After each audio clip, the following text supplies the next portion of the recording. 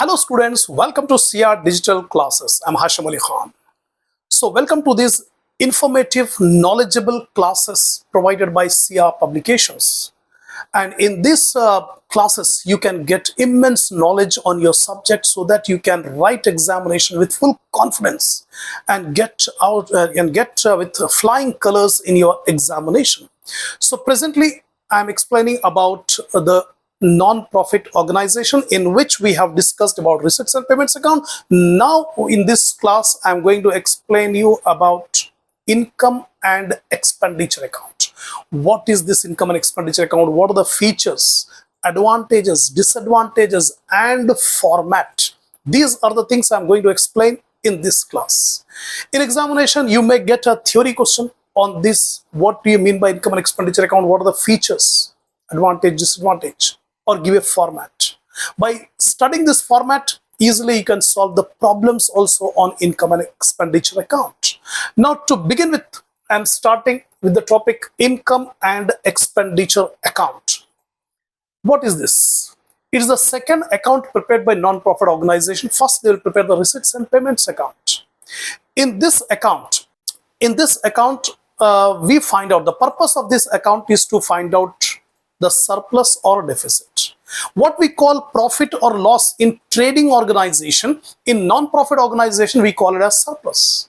Surplus means excess of income over expenditure, or deficit, excess of expenditure over income. To find out that, we make income and expenditure account is just like a profit and loss account prepared by a trading account. So the features, in examination you may get a theory question regarding explain the features of income and expenditure account. The first feature is it's a nominal account. The rules of nominal account will apply. That means debit all expenses and losses, credit all incomes and gains. So in this income and expenditure account, on debit side, we take all expenses and losses. On credit side, we take income and gain. That's why it is called a nominal account. Next is revenue items only. In income and expenditure account, we will not take into account the capital items. Just like capital expenditure or capital receipt, that will not be recorded. Only recurring items. The recurring items, whether it is income item or expenditure item, will be taken. So only revenue items will be taken into account in income and expenditure account based on accrual system. Accrual system means we record only current year's items. That means all the income and expenses of the current year will be recorded. Any item which does not relate to current year, it may be past year or next year, will not be taken.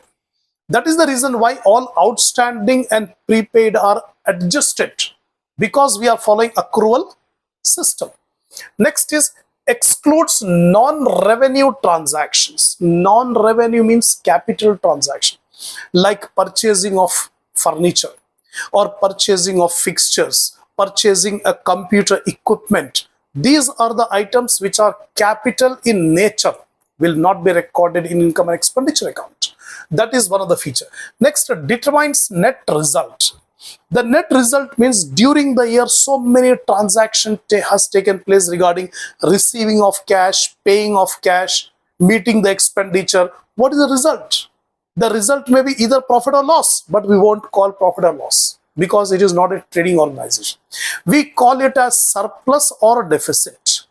If incomes are more, then we got surplus. If expenditure is more, we'll get deficit. So this is the result of the activities that we can know by preparing income and expenditure account. Adjustments included. While making income and expenditure account, all adjustment regarding outstanding or prepaid or non-cash transactions like depreciation, bad debts, provision for bad debts, these are all adjustment items. These items will also be considered while making income and expenditure account. No opening balance. Remember, in receipts and payments account, we have opening and closing, but in income and expenditure account, we will have closing balance. We don't have opening balance. The closing balance may be surplus or may be deficit. Next comes surplus or deficit treatment. Whatever you get surplus or deficit, how it is treated. If you get surplus, that will be added to capital fund or accumulated fund in the balance sheet. If you get deficit, that will be deducted from capital fund. That is a treatment of surplus or deficit. Next comes prepared for current period. That means income and expenditure account will take only the current period items. No past period or no future period items will be considered. Only current year items will be taken. Lastly, no fixed format. There is no fixed format of preparing income and expenditure account. We can make it according to our own convenience. So these are some of the features of income and expenditure account. Next comes advantages of income and expenditure account. Many advantages are there. The first advantage is it shows the financial performance. Whole year, so many activities have been done regarding receiving of cash, paying of cash. Then the performance, whether it has got surplus or deficit, that we can know by preparing income and expenditure account. That is a benefit. Secondly, accrual based. It is not cash based. It is accrual based. Accrual based means we consider only current year revenue with current year expenses. That's called accrual. Helps in decision making. By preparing this income and expenditure account, the management can be able to take many decisions by using this income and expenditure account. So it will be helpful in decision making. Simplifies reporting. Reports can be prepared regarding the financial performance, regarding the activities, regarding the plans. All these reports can be prepared by taking into consideration the income and expenditure account. Encourages accountability. That means who is managing? The management of non-profit organization is in the hands of trustees or committees. So these are accountable. The committee, the management committee like trustees, they are accountable to the members regarding the performance of the activities of the organization. So by seeing this, by making this income and expenditure account, the trustees are accountable for their decisions. These are the advantages of income and expenditure account. Now I am coming to some disadvantages are also there, few disadvantages. The first disadvantage, ignore cash transactions. That means it ignores cash transactions. That means all transactions will be taken. We cannot be able to know how much is the cash in hand. By preparing income and expenditure account, we cannot be able to know how much is the closing cash, closing bank balance. So cash and bank balance we cannot be able to know by preparing this income and expenditure account. Secondly, requires adjustments. We don't require any adjustments in receipts and payments account, but we require adjustments in income and expenditure account regarding some outstanding items are there, some prepaid items are there. All these have to be adjusted. It's a complicated matter. So that's a disadvantage in income and expenditure account. No asset or liability record.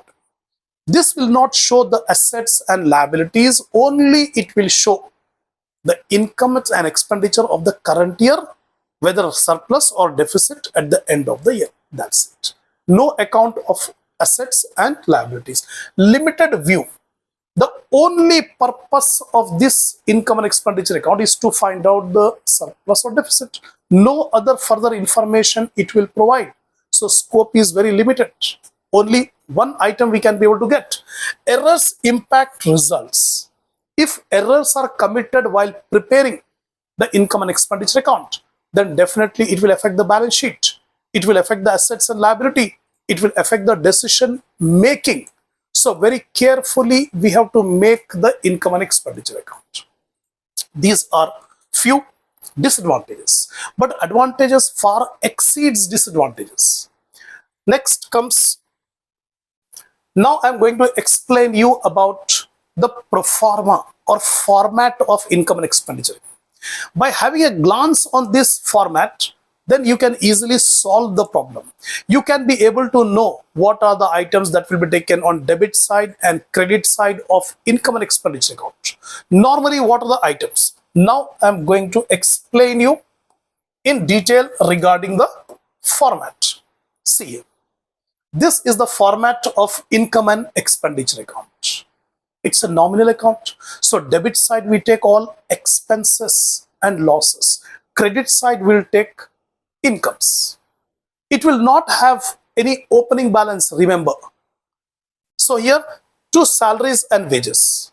Normally every organization will have to pay salaries and wages to the employees. So add outstanding at the end, less prepaid at the end. Add prepaid in the beginning and less outstanding in the beginning. All these are the adjustments to be made to salary, because we need the salary of the current year only. We don't require salary paid for the last year. We don't require salary to be paid for the next year. That means advance salary, if we have paid, we have to deduct. So all the adjustment regarding outstanding and prepaid we have to adjust here. Then comes rent and rates and taxes, audit fees, insurance premium, books and periodicals, depreciation on furniture, sports equipment, printing and stationery, honorarium, bank charges, electricity, water, postage, telegram, conveyance and traveling, sundry expenses. These are the few examples of expenses, expenditure. Now I am coming to incomes. What are the incomes that normally we will have in income in a non-profit organization? The first one, subscription.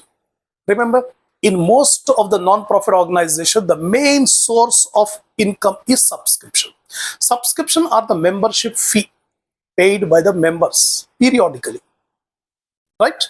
So subscription is the first item of income, but subscription received should be adjusted for subscription outstanding at the beginning of the year, subscription outstanding end of the year, prepaid at the beginning of the year, prepaid at the end of the year. All these adjustments if you do, then you will get subscription income of the current year. In the next class, I'll explain you in detail regarding how to calculate the subscription income of the current year. But time being, remember, subscription item has to be adjusted. The next income is donations. Donations, again, in the next class, explain you different types of donations. So here only general donations should be taken. Specific donations should not be taken in income and expenditure account. Next comes entrance fees, only that portion which considered as revenue. Entrance fees, there is difference of opinion, different treatment are there. Again, in the next class, I'll explain how to treat the entrance fees. In the problem, when you solve the problem, it will be given. So 50% of entrance fees should be treated as revenue, or 50% should be treated as capitalized. Like that, whatever instruction are given, that we will follow. If only 50% is to be treated as revenue, take only 50% here. Remaining 50% carried over to the balance sheet. Next comes life membership fee, only revenue portion. Again, this is a special concept. Special treatment is there for life membership fee. So, in the problem, if it is specifically given 20% of life membership fee should be treated as revenue, suppose, then only 20% you take it. Remaining item, you take it to the balance sheet. If nothing is given, always the life membership fee should be taken to the balance sheet.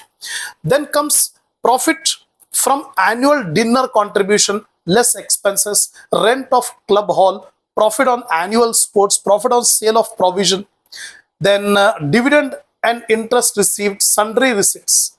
That's all. These are few examples of incomes. So format, I'm explaining here, expenditure and income.